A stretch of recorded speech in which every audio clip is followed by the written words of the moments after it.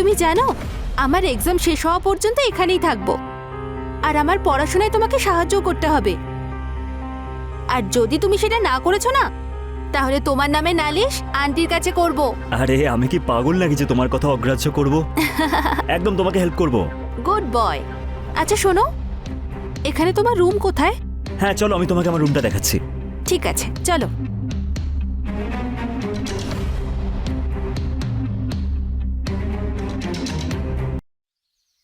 নমস্কার, আমি রানী চ্যাটার্জি। আমি আবার এসেছি আরও একবার ক্রাইম চক্রের একটা নতুন এপিসোডে, একটা নতুন ঘটনার সঙ্গে। শারীরিক চাহিদা পূরণ করার জন্য কখনো কখনো মানুষ এতটাই নিচে নেমে যায় যে নিজের সীমাটাও ভুলে যায়, আর এইভাবেই তৈরি হয় অপরাধের।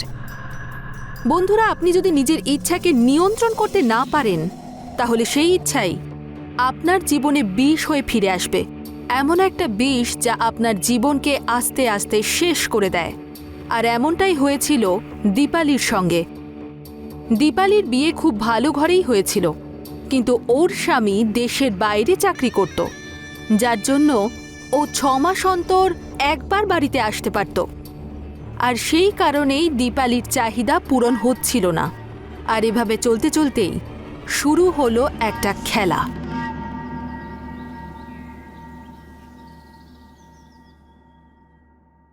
অক্ষয়, অক্ষয় শোনা, 11টা বেজে গেছে। ওঠ, হোস্টেলেও কি এতক্ষণ ধরে ঘুমোতিস নাকি? হ্যাঁ বল। এখন তুই বাড়িতে আছিস, হোস্টেলে নয়। তাড়াতাড়ি ওঠা শেখ। আর হ্যাঁ, স্নান করে রেডি হয়ে নে আর আমাকে মার্কেটে নিয়ে চল। মা তুমি নিজে চলে যাও না। আরে 2 বছর ধরে তো একা একাই যাই। তোর বর্দা থাকলে আমাকে একা কিছুতেই ছাড়তো না, আর এখনো যখন দুবাই থেকে আসে তখন না বলাতেই আমাকে নিয়ে যায়। মা তুমি সকাল সকাল ইমোশনাল ব্ল্যাকমেল করো না তো প্লিজ। তুমি চাটা দাও, বাইরে দাঁড়াও, আমি স্নান করে আসছি। আরে দীপালি,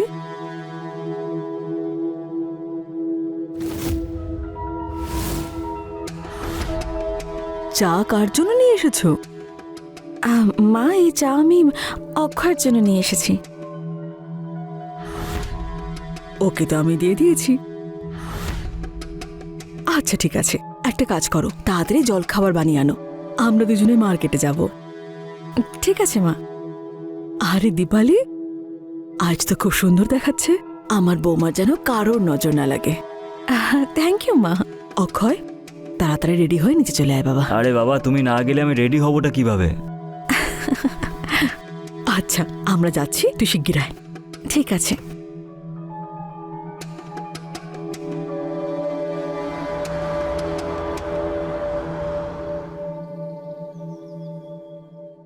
অক্ষয়, অক্ষয় তাড়াতাড়ি কর বাবা।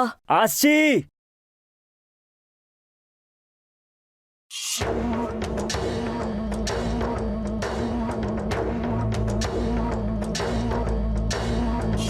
অক্ষয় আর কতক্ষণ লাগবে? বৌদি আমাকে যেতে দাও, মা ডাকছে। এখন ছাড়বো কেন? এত হ্যান্ডসাম দেখাচ্ছে, ছাড়তে ইচ্ছেই করছে না। বৌদি মা ভেতরে চলে আসবে, প্লিজ আমাকে যেতে দাও, আমি হাত জোড় করছি তোমার কাছে। লেট হচ্ছে বাবা। মা আসছি আসছি, 2 মিনিট। দেখো প্লিজ আমাকে যেতে দাও, মা ডাকছে, আমাকে যেতে দাও। আরে তারা কিসের এত? বৌদি কি করছো তুমি? তুমি আমার বৌদি হও, এগুলো ঠিক না। ঠিক নয় মানে কি? হ্যাঁ, দেওরের সঙ্গে একটু মজা করার অধিকার তো বৌদির থাকেই, বলো। বৌদি আরে এটা আর ঠিক হচ্ছে না। কতক্ষণ বৌদি লাগবে? বৌদি মা ডাকছে। আচ্ছা বেশ, আগে আমাকে প্রমিস করো আমি যা বলবো তাই করবে। হ্যাঁ, বৌদি যখন ডাকবো তখন আসবে। বৌদি তোমার সব কথা আমি শুনবো, কিন্তু এখন আমাকে যেতে দাও। ঠিক আছে, চলে যেও। প্লিজ আমাকে যেতে দাও, এখন তো তোমাকে আমি কথা তো দিলাম, আমি শুনবো বললাম তো, প্লিজ যেতে দাও বৌদি, প্লিজ আমাকে যেতে দাও, প্লিজ যেতে দাও বৌদি। এত সহজে তোমাকে ছাড়বো না। জানি না কবে আসবে সেই রাত, যেদিন আমরা এক হয়ে যাব। তর্স হয়েছে না আমার আর। দীপালির উপরে অক্ষয়ের ভূত চেপে বসেছিল, আর ও যে কোনো মূল্যে ওকে পেতে চেয়েছিল। ও নিজের শারীরিক চাহিদা মেটাতে চেয়েছিল, আর ও অক্ষয়ের থেকে সহজ শিকার আর কাউকে খুঁজে পায়নি। সেই জন্য ও অক্ষয়ের দিকে সব সময় ছুটে যেত আর ওকে ব্ল্যাকমেল করতে থাকতো।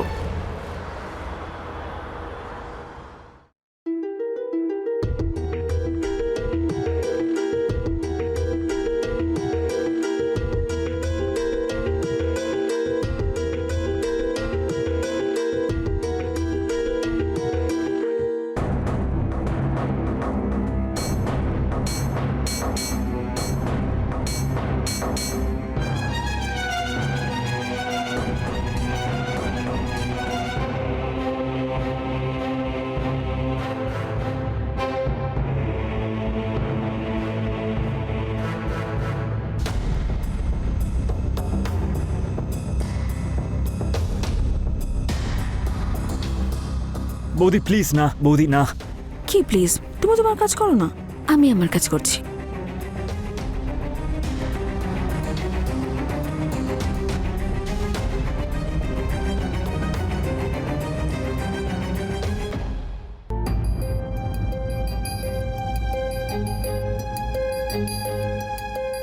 মা, আমি আপনার জন্য জল নিয়ে আসি?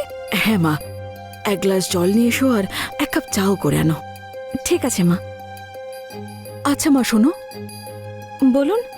আমার বন্ধু বিমলা আছে না, ওর মেয়ে অঙ্কিতা কয়েকদিনের জন্য এখানে থাকবে।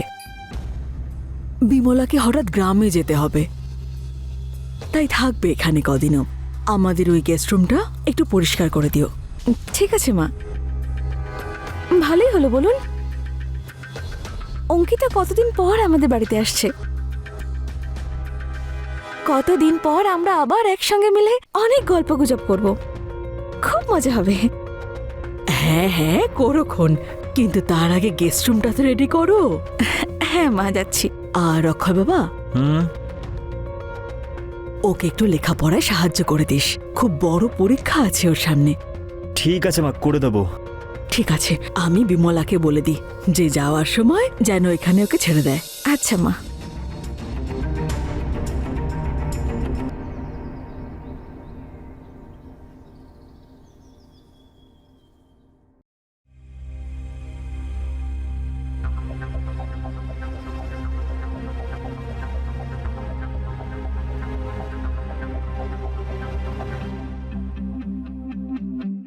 অক্ষয়, অক্ষয়,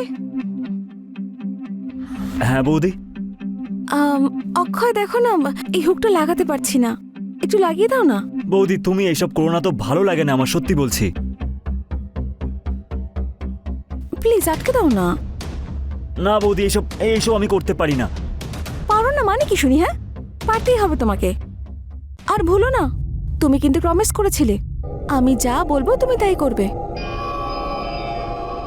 কিন্তু এটা ঠিক হচ্ছে না বৌদি, প্লিজ।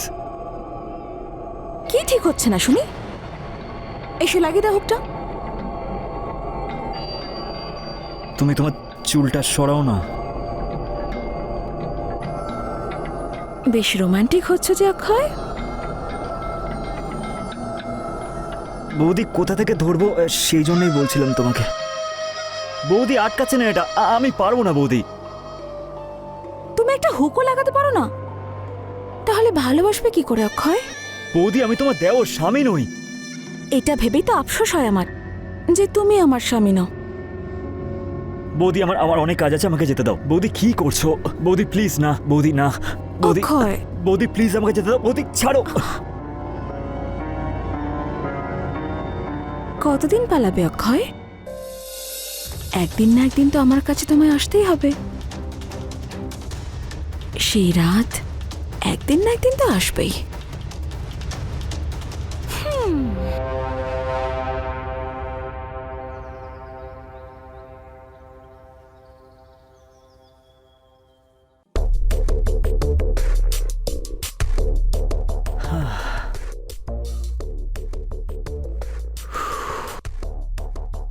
মা, এক গ্লাস জল দাও না।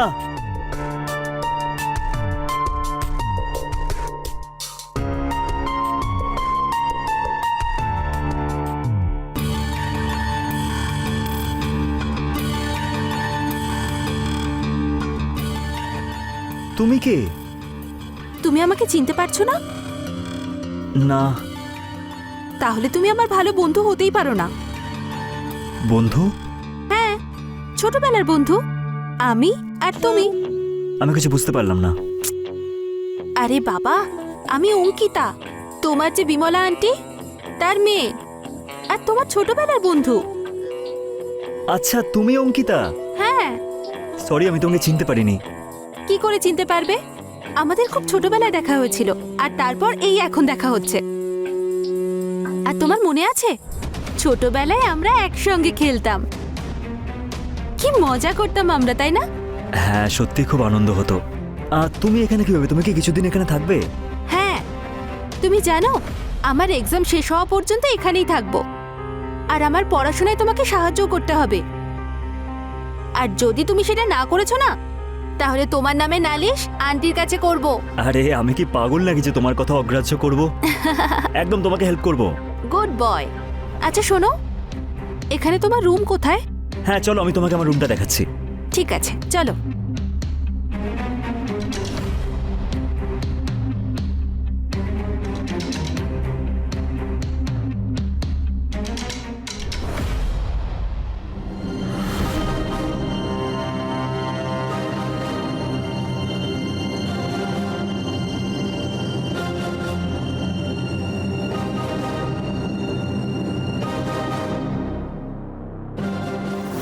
দীপালি তার কামনায় এতটাই অন্ধ হয়েছিল যে ও দেওর বৌদি সম্পর্কটাই ভুলে গিয়েছিল, আর ও সব সীমা পার করে যেতে চেয়েছিল। কিন্তু ঘটনায় মোড় তখন এলো যখন অক্ষয়ের জীবনে নতুন একটা মেয়ে এলো, আর তার জন্য দীপালি পুরোপুরি জ্বলে উঠল।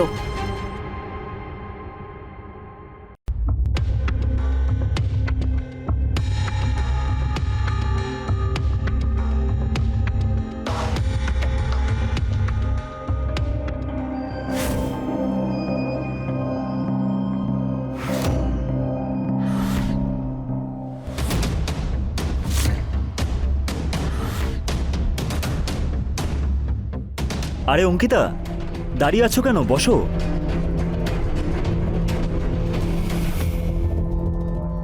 অক্ষয়, শোনো না, আমার না বায়োলজির এক্সাম আছে, আর তুমি জানো আমি কিছুই প্রিপারেশন নিইনি। তুমি আমাকে হেল্প করবে? হ্যাঁ হ্যাঁ একদম। দেখাও, বলো কোন চ্যাপ্টার? আচ্ছা, সিট্রিক অ্যাসিড সাইকেল। হ্যাঁ পড়েছি আমি এটা। তাহলে বলো দেখাও। না। আচ্ছা, এই মেন পয়েন্টটা। আচ্ছা এটা ঠিক আছে। অঙ্কিতা, এটা কি করছো? পড়ায় মন দাও। হ্যাঁ মন আছে তো আমার। এদিকে মন দাও। হ্যাঁ। অঙ্কিতা, এসব কি করছো? পড়ায় মন দাও না। অঙ্কিতা, কি করছো তুমি? ঠিক করে বসো।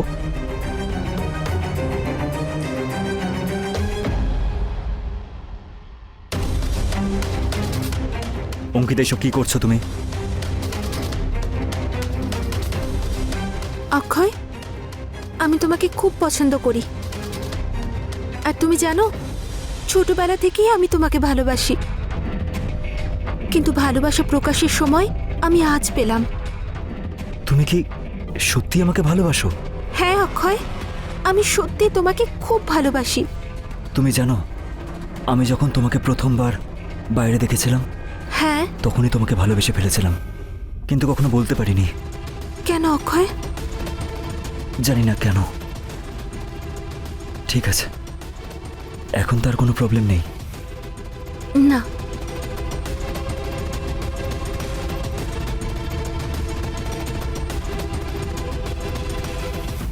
Ankita, I love you so much. I love you too অক্ষয়।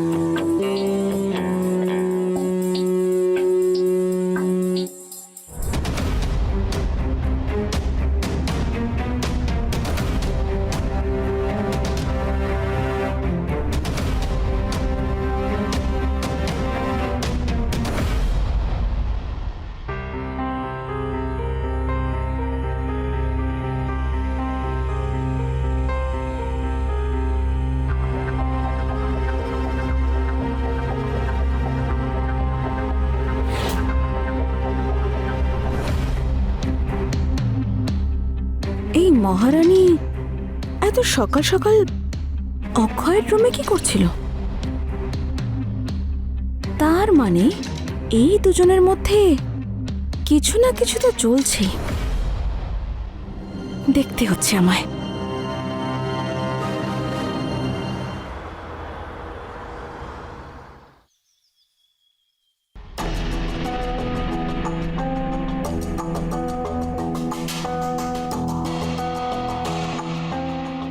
বৌদি, হ্যাঁ, আমি আসছি। আমার এক্সামের সময় হয়ে গেছে। Bye. All the best. Thank you. এর চাল চলন কেমন বদলে গেছে মনে হচ্ছে আমার। এক কাজ করি, ব্যাপারটা খোঁজ নিয়ে দেখি।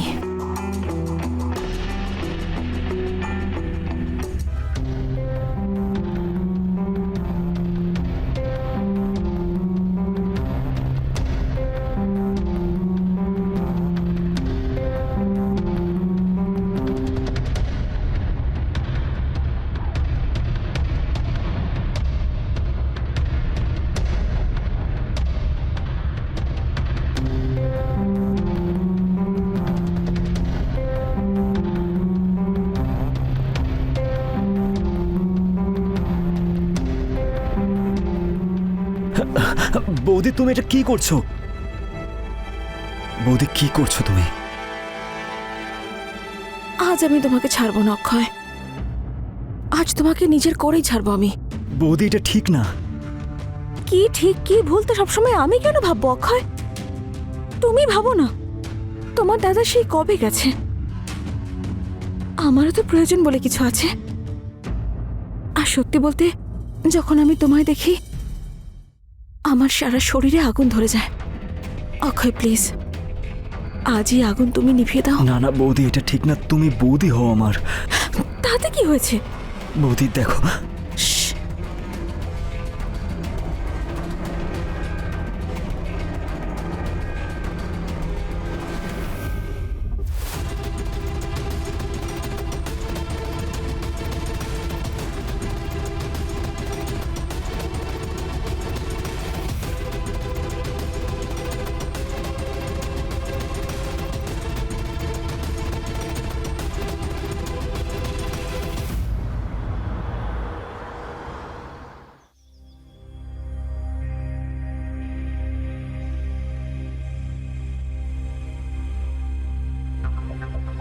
কাজ করছি। অঙ্কিতা কি করছো? দরজাটা খোলা আছে, কেউ দেখে নেবে। আরে কেউ দেখলে দেখতে দাও না।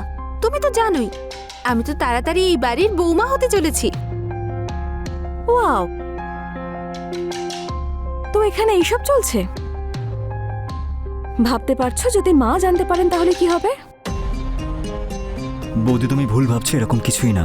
আমি নয় বুঝবো, কিন্তু বাকিদের কি করবে? ওদের কি করে বোঝাবে? তোমরা দুজন যদি একটু কন্ট্রোলে থাকো তাহলেই ভালো হবে, না হলে বিষয়টা খারাপ দিকেও যেতে পারে। ঠিক আছে বৌদি, আমি মাথায় রাখবো। হ্যাঁ বৌদি, তুমি একদম ঠিক বলেছ। এরপরে অবশ্যই খেয়াল রাখবো। তুমি আমার সঙ্গে কিচেনে এসো। ঠিক আছে।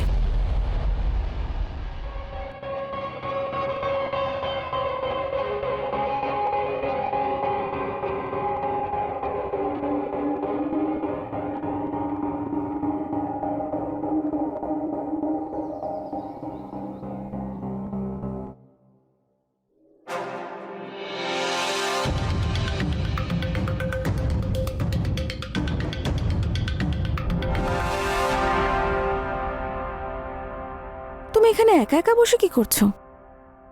চলো না ঘরে যাই আমরা। বৌদি এসব কি করছো? আমি কাজ করছি বৌদি, আর ওই দিন যা হয়েছিল সেটা ভুল করে হয়ে গেছে। আচ্ছা, সেটা যদি ভুল হয় তাহলে যেটা তুমি অঙ্কিতার সঙ্গে করছো সেটা কি? দেখো, আমি সব জানি তোমাদের দুজনের মধ্যে কি কাণ্ড চলছে। বৌদি আমি অঙ্কিতাকে ভালোবাসি, আর ও আমাকে ভালোবাসে। আমি বলছি তো ওই দিন যা হয়েছে সেটা সেটা ভুল করে হয়ে গেছে, আর এরকম কোনোদিনও হবে না। আমিও সব জানি না, তোমাকে আমিও ভালোবাসি, ব্যাস। তুমি আমার বৌদি হও, একটু তো লজ্জা বোধ করো।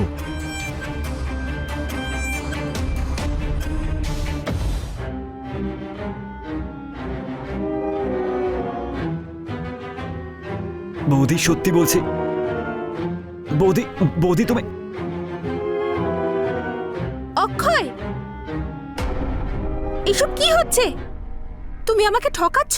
না না অঙ্কিতা, এরকম কিছু না, যেরকম তুমি দেখলে এরকম কিচ্ছু না। আচ্ছা, এই সব কিছু আমি আমার নিজের চোখে দেখেছি। তুমি যে এত নিচে নেমে যেতে পারো আমি স্বপ্নেও কোনোদিনও ভাবতে পারিনি। আর তাও নিজের বৌদির সঙ্গে। ছি,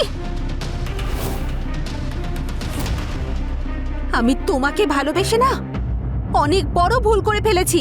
আজ থেকে তোমার আর আমার মধ্যে কোনো সম্পর্ক নেই। অঙ্কিতা, তুমি একটু বোঝার চেষ্টা করো। যেরকম তুমি দেখলে সেরকম কিছুই না। আমি পুরো ব্যাপারটা তোমাকে বোঝাচ্ছি, তুমি আমার কথা শোনো। আমি তোমাকে ভালোবাসি অঙ্কিতা, আমার প্লিজ। হাত ছাড়ো, আমি কিচ্ছু শুনতে চাই না। আমি তোমার সাথে কোনো সম্পর্ক রাখবো না। আমাকে ভুল করেও আর ফোন করবে না, ঠিক আছে অক্ষয়?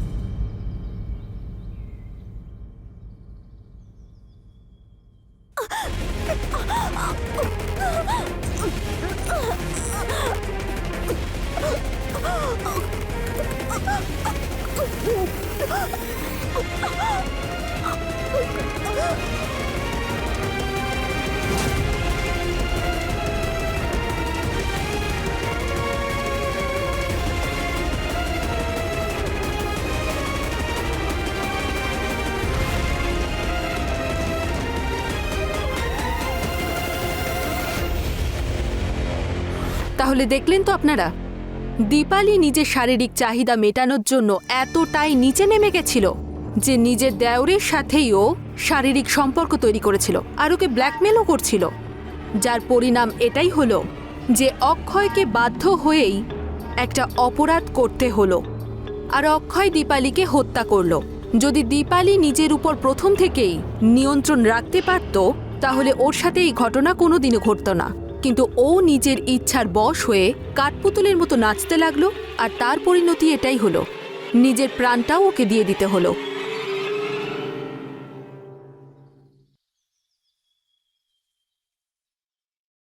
বৌমা, দীপালি, বৌমা ওঠো না। অক্ষয়, অক্ষয়, অক্ষয়, দেখ তোর বৌদির কি হলো। দীপালি, অঙ্কিতা, তুই করেছিস না? হ্যাঁ, কি ক্ষতি করেছিল তোর? কেন মারলি তুই দীপালিকে? আমাকে ফোন করে সব বলে দিয়েছিল। তোর আর অক্ষয়ের মধ্যে কি চলছিল? দীপালি এটা বুঝতে পারার পর তুই ওকে মেরে ফেললি। কেন করলি এটা বল? মা, অঙ্কিতা কিচ্ছু করেনি। তুমি ওকে এভাবে দোষারোপ করো না। ও খুন করেনি মা। এখন তুই ওর হয়ে কথা বলছিস? ও মারেনি তো কে মেরেছে শুনি? মা, ওকে আমি মেরেছি।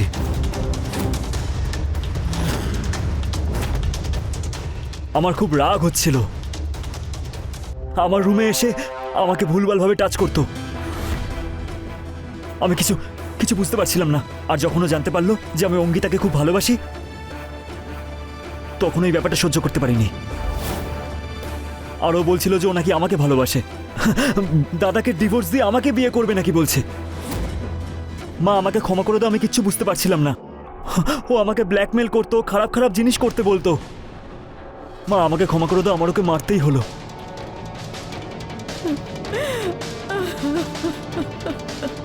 আমাকে ক্ষমা করে দাও অক্ষয়। আমি তোমাকে সন্দেহ করেছি, আর আমি সত্যিই জানতাম না যে বৌদি তোমার সাথে সব কিছু করছিল। আমাকে প্লিজ অক্ষয় ক্ষমা করে দাও। হ্যাঁ অঙ্কিতা, আমি শুধু তোমাকে ভালোবাসি। আমি তোমাকে ঠকাইনি অঙ্কিতা।